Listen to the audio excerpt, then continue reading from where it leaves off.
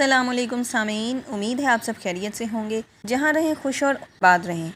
پیغام حسینی میں آج کا موضوع ہے دہو الارض یعنی ارتھ ڈے۔ 25 ذیقت کو دہو الارض منایا جاتا ہے۔ ویسے تو ہماری تاریخ میں 25 ذیقت کو ویسے بھی بہت اہمیت حاصل ہے۔ اس دن بہت سے اہم واقعات رونما ہوئے تھے اور ارتھ ڈے بھی اس دن ہی ہوتا ہے۔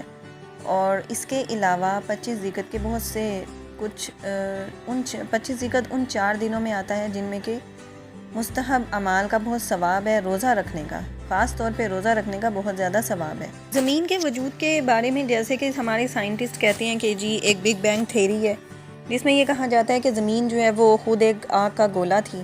یہ ایک سورج کے ساتھ ملا ہوا ٹکڑا تھا جو کہ بہت زیادہ حرارت کی وجہ سے ایک دھماکہ ہوا، اور اس دھماکے کے بعد ایک ٹکڑا وجود میں آیا، وہ ایک زمین بن گئی۔ اس کے بعد سورج سے ٹکڑا نکلا، وہ زمین بن گئی۔ پھر اس کے بعد زمین میں سے ایک ٹکڑا نکلا، اس نے چاند کو بنایا، اور ایک اور دھماکہ ہوا 13 بلین سال پہلے۔ اس کے نتیجے میں آسمان بنا۔ شروع میں زمین خود ایک آگ کا گولا تھی اور اس میں بہت زیادہ تپش اور حرارت تھی۔ جس طرح سے آج سورج کے اوپر زندگی ممکن نہیں ہے، اسی طرح سے اس وقت زمین پر بھی زندگی ممکن نہیں تھی۔ اور پھر اس گرمی اور تپش کی وجہ سے آبی بخارات بنے، آبی بخارات سے بادل بنے۔ انہوں نے جب بادلوں کی شکل اختیار کرنے کے بعد پھر وہاں سے بارشوں کا سلسلہ شروع ہوا، اور پھر اتنی زیادہ بارشیں ہوئیں کہ پوری زمین پانی میں ڈوب گئی۔ پانی جو ہے وہ زمین کے اندر چلا گیا۔ پانی جو تھا وہ اس سے سمندر بنے، تالاب بنے، جھیلیں بنی۔ جی یہ پانی کچھ پانی ان جگہوں پر چلا گیا، کچھ پانی زمین کی لیئرز کے اندر چلا گیا۔ زمین کا 70% حصہ پانی پر مشتمل ہے، جبکہ 30% حصہ جو ہے وہ خشکی پر مشتمل ہے۔ یعنی اس طرح سے پانی آہستہ آہستہ خشک ہوتا گیا اور زمین ابھرتی آئی۔ اب یہ بھی ایک سوال ہوتا ہے کہ زمین کا سب سے پہلے کون سا حصہ ظاہر ہوا تھا؟ تو ہوتا یہ ہے کہ جو زمین کا ابھرا ہوا حصہ ہوتا ہے جو کہ اونچا ہوتا ہے باقی حصے کی نسبت، جو زمین کا حصہ ابھرا ہوا ہوگا تو پانی وہاں سے جب خشک ہوگا تو سب سے پہلے وہی حصہ ظاہر ہوتا ہے باقی آس پاس کے حصوں کی نسبت، جو کہ اس کی طرح اونچے نہیں ہوتے۔ اور یہ بھی کہا جاتا ہے کہ خدا نہ خواستہ زمین پر پانی آ جاتا ہے تو جو ممالک نیچے ہیں جیسے کہ بنگلہ دیش اور اس طرح کے ممالک جو نچلی سطح پر ہیں، یہ سب سے پہلے ڈوبیں گے۔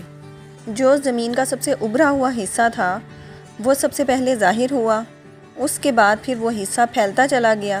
جب وہ حصہ کافی پھیل گیا اور اس طرح زمین پر خشکی کا ظہور ہوا۔ اور وہ کون سا حصہ تھا جو کہ سب سے پہلے وجود میں آیا؟ تو کہا یہ جاتا ہے کہ وہ حصہ جہاں پر خانہ کعبہ اس ٹائم موجود ہے، وہ حصہ سب سے پہلے وجود میں آیا۔ پھر اسی طرح سے باری باری پھر نباتات بنے، مویشی بنے، اور پھر آہستہ آہستہ کافی وقت گزرنے کے ساتھ ساتھ زمین پر زندگی کا ظہور ہوا، یعنی آدم علیہ السلام آئے زمین پر، اور پھر اسی جگہ پر خانہ کعبہ کی بنیاد رکھی۔ یعنی سائنسدانوں نے جس سیکوینس سے زمین کی تخلیق کا ذکر کیا، یعنی سب سے پہلے پودے، پھر جانور، پھر انسان، آسمان، سورج، چاند، زمین۔ اب سوال یہ ہوتا ہے کہ جی کیا سائنس کی جو تھیوری ہے کیا وہ غلط ہے یا ٹھیک؟ تو سائنس کی تھیوری بگ بینگ تھیوری جو ہے وہ بالکل ٹھیک ہے، ایسا ہی ہوا تھا، لیکن صرف اور صرف ایک سیکنڈ کا بھی کوئی ایک لمحہ تھا جس کے اندر دھماکہ ہوا، اور یہ سب چیزیں اسی طرح سے وجود میں آئی تھیں۔ سورہ نازعات میں بھی اللہ تعالیٰ اسی ترتیب سے اس کا ذکر کرتا ہے کہ زمین کس طرح سے وجود میں آئی۔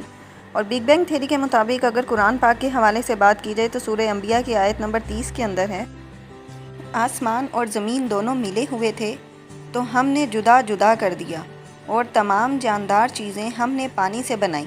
تو بگ بینگ تھیوری بھی یہی کہتی ہے کہ پہلے یہ سورج کے ساتھ زمین ملی ہوئی تھی، تو قرآن پاک میں بھی اللہ تعالیٰ یہی کہتے ہیں کہ آسمان اور زمین دونوں ملے ہوئے تھے، ہم نے انہیں جدا کر دیا۔